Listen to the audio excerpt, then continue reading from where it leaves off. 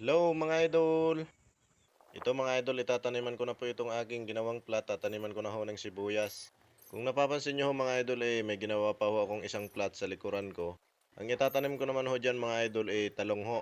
So nagsabi nga pala sa akin na mali itong aking pagtatanim ng sibuyas, kailangan ko pa daw ho bumili ng binhi. Pasensya ka na idol dahil nasanayan na ho namin dito na ganito po yung aming pagtatanim.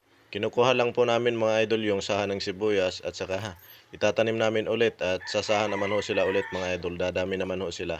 At saka konti lang naman po kasi itong aking tataniman ng sibuyas. Nagtatanim lang ho ako nito mga idol para hindi po kami mawala ng mga panggulay-gulay sa pang-araw-araw namin. Pero maraming salamat idol sa sinabi mo. Siguro sa susunod ay bibili din ho ako ng binhi.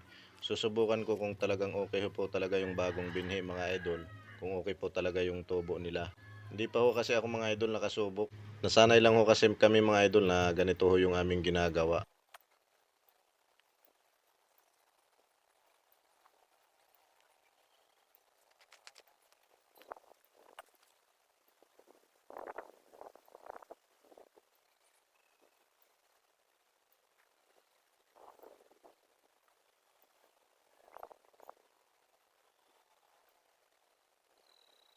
Maraming salamat po sa inyong panonood mga idol. Pa-share naman po ng video na ito mga idol. Maraming salamat po sa inyong walang sawang suporta.